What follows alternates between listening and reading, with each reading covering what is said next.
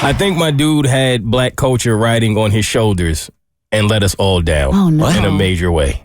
He embarrassed us. What happened?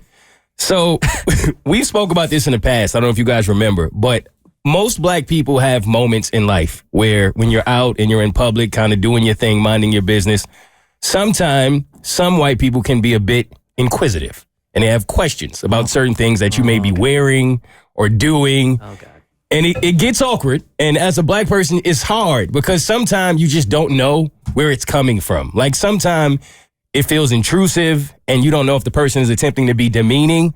And sometimes it could be a person that's just genuinely curious.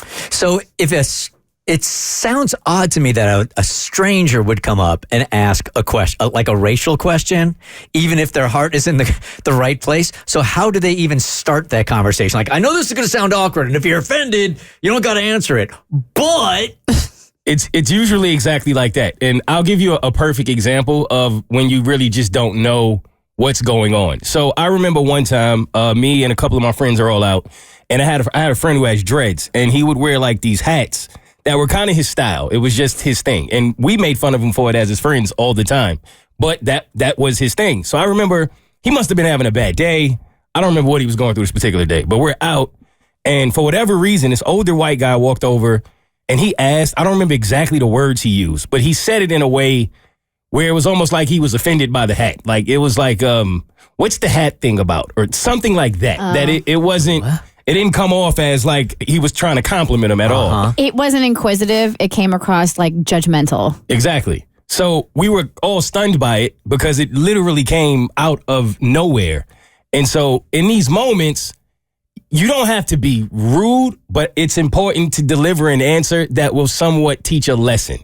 And he took it to another level because we're sitting there looking at him like, what is he going to say? And he tells this story, like a heartfelt story about how in his family, his little brother got sick at one point, and that was the hat that his little brother was wearing. And so he took the hat from his brother, and he's always worn the hat, and it's given him strength, and it's been like a thing in his family. So he's like breaking this story down, and you can see the older white guy go from like being, I guess, in attack mode to like, wow, I'm actually really sorry that I asked you that now. And it was this awkwardness, and you could tell he felt bad about it. And we all kind of looked at him like, damn, that was a great answer. So good, in fact, that we were shocked because I didn't even know he had a little brother. So I'm like, bro, I didn't know you had a little brother.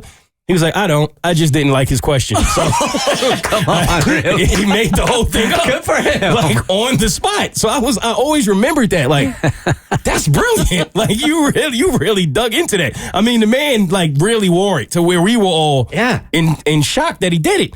But it taught the lesson without him having to be rude about it. And I always remembered that. So these things will happen from time to time. And it's always like, how do you handle this? As a black person, what do you do in these situations? So a very similar situation happens. And my dude now, this time, is a whole nother friend. And we're out of the country. We're on vacation. So we're like celebrating. You always meet new people from different places when you're in these situations. And we're at like a restaurant.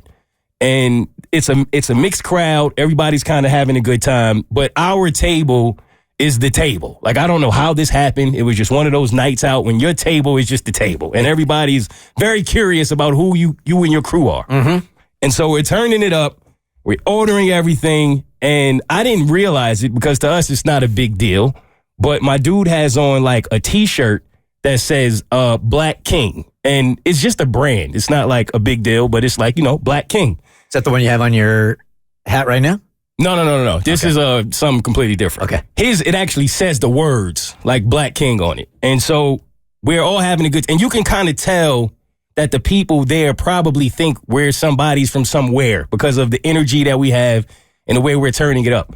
So out of nowhere, this older white guy walks over in similar fashion as the other and almost like stops everything that we're doing in his own way. Like we were all in the middle of something laughing, and he kind of walks over and he's like, hey. So I'm thinking like, is he going to say we're too loud? Like, where is this about to go? So he looks, and almost it was just weird because he was so serious about it. He was like, hey, what are you the king of? Just like that. Like, so we're all like, wait. So there's not even a hi before that, nothing. No. Just approaches, and those are the first words out of his mouth. Literally. Like that's a very confrontational statement. Exactly. That's exactly what I was thinking, right? But he didn't ask me. So we're all kind of like in silence now, waiting for my guy's answer to figure out like, and I'm thinking, this is your moment. Like, you have to handle this the same way my other friend did and make this man feel bad for going out of his way to come over here and ask you this question in such a demeaning way. Mm-hmm. So we're all like paused, waiting for his answer. And he stops, and you can tell he's kind of like taken aback by it. It caught him off guard, and he's, I guess, thinking of something to say. So he goes, myself? And doesn't even like say it with confidence. Like says it like he wasn't sure. Mm-hmm. So then the dude goes, ugh, and walked away. Ooh. So then he's just sitting there again. And we're all just sitting there like, what just happened? But everybody was kind of mad at the guy. I was mad at my friend. Why the hell was that your answer, man? Like, you couldn't do better than that.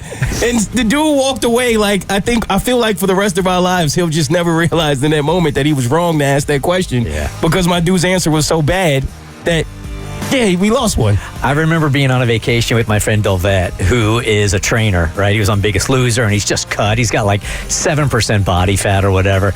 And we're on a beach vacation together, and like, 2 14-year-old white kids come up to him and immediately say, so what team do you play for? Wow. Yep. What team do you play for? So me and a bunch of my friends immediately came up with a player name, said that we had a whole history for him. He plays for the Baltimore Ravens. He's a defensive back.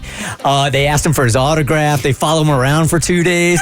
and then the Sunday before we were leaving for vacation, they asked him to play one-on-one or like a pickup game on the beach. And God bless my friend Dovet, who looks like an athlete, but he is not one. We started playing this pickup game. They played against him for about 20 minutes. They're like, are you really an athlete? And then they came back later the day. They're like, we Googled you. You're not on the Ravens. The Bert Show.